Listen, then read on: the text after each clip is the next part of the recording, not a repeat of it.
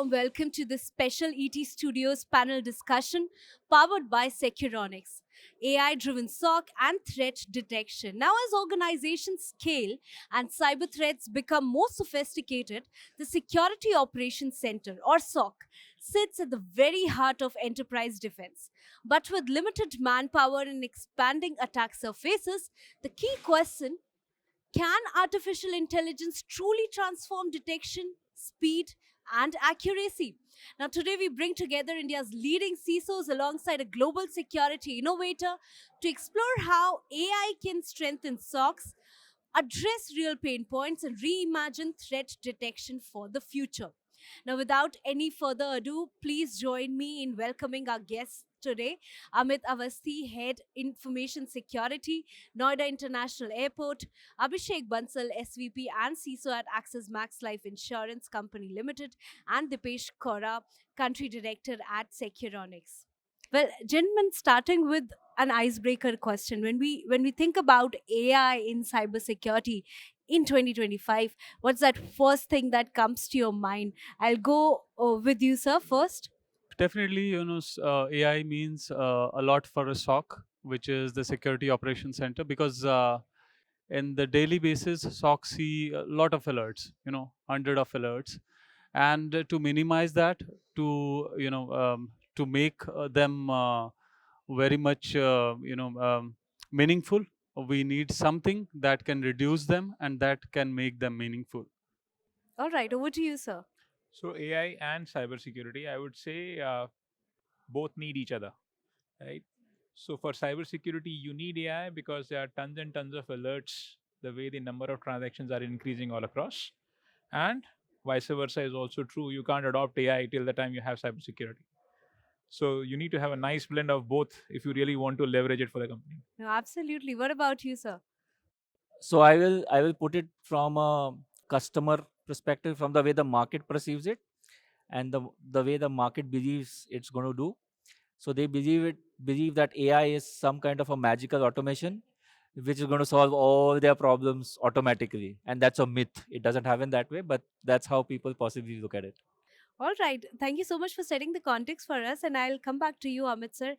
When it comes to AI, how do you see sort of AI changing the way how CISOs approach threat detection? Is it hype? Is it a reality? What does it look like to you?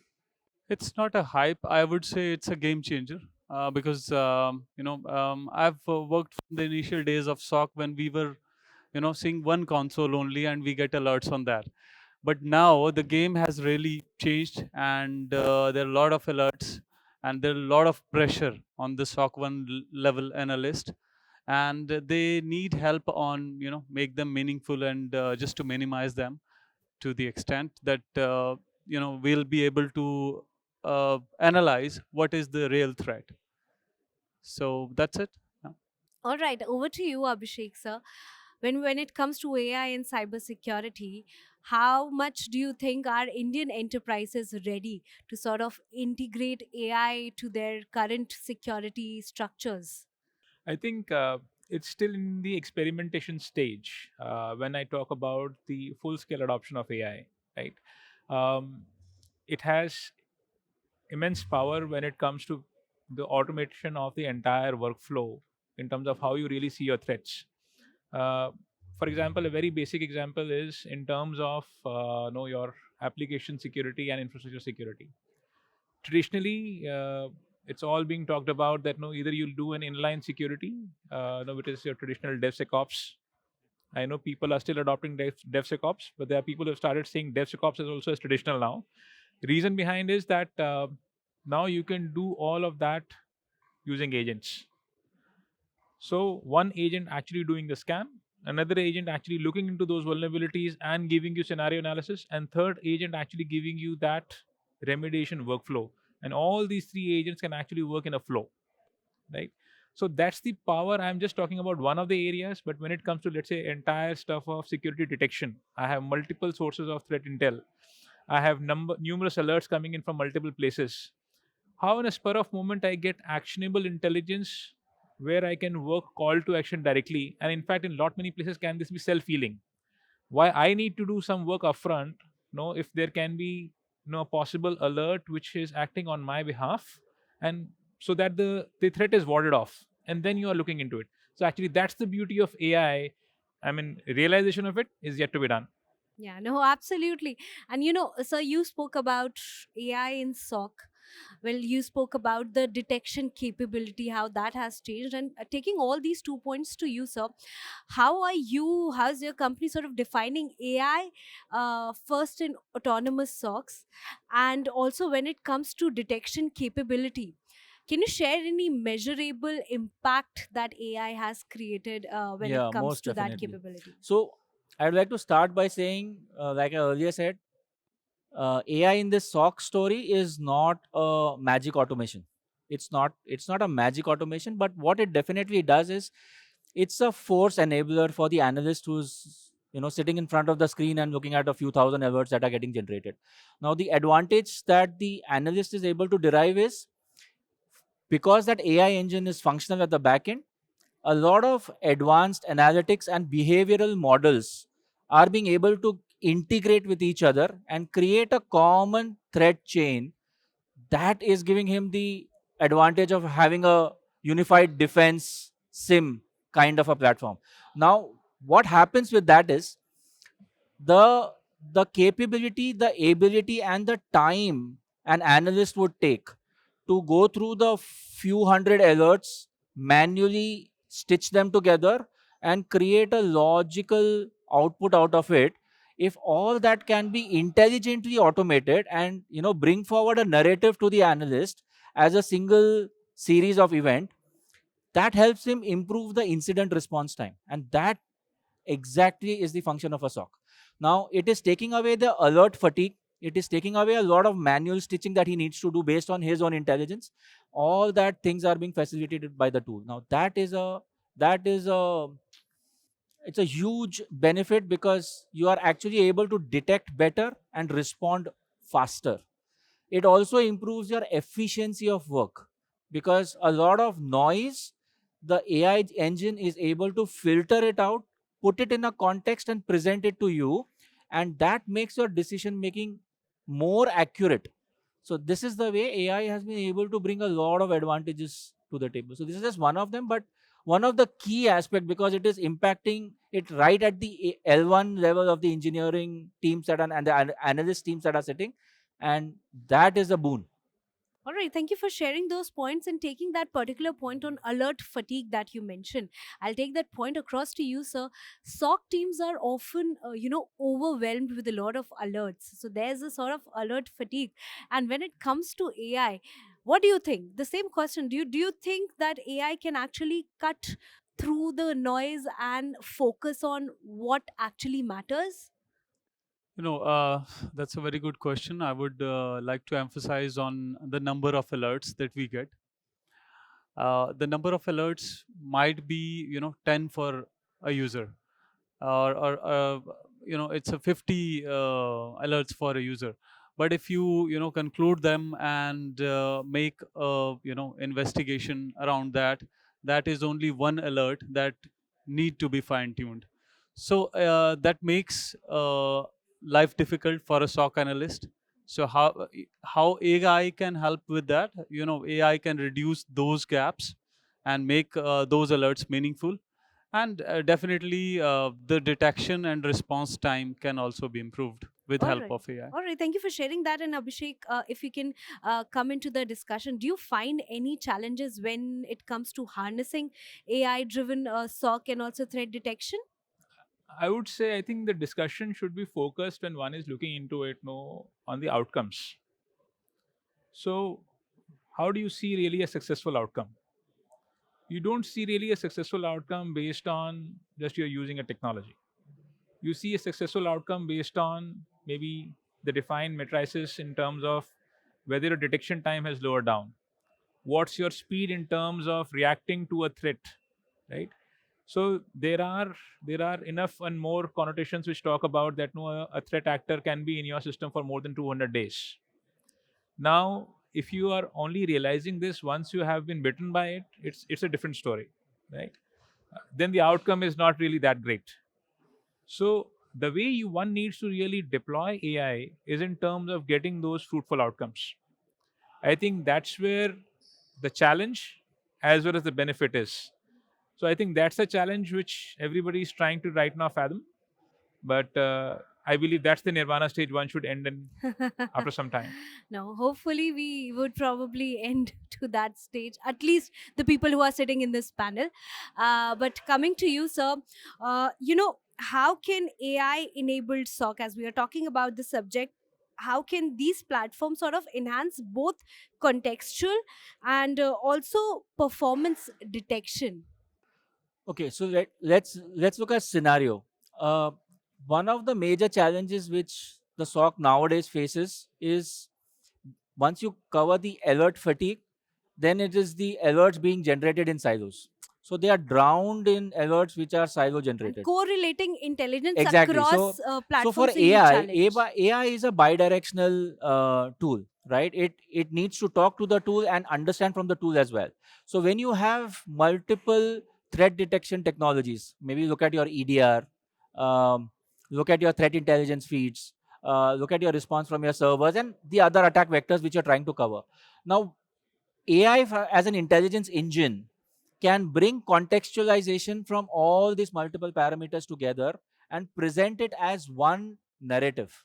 Now, let me give you an example. Look at it this way. For an for a narrative that an analyst would see from an AI perspective or an AI SOC, the way the tool that we enable, he gets to see a narrative that says user X has logged in from a different geolocation. It has logged in with some enhanced rights and is trying to download X information. Now, if this is the narrative that the analyst sees, the decision making is so obvious that this has to be taken into account and take a corrective action onto it. If this had to be seen from the siloed perspective, it would have possibly taken him days to stitch the story together and come up with a narrative that also based on his intelligence and capability if he has stitched the story right. Now, when we have a narrative coming in from an AI engine, it just makes the decision making very, very easy and presents it to the analyst to take a corrective action.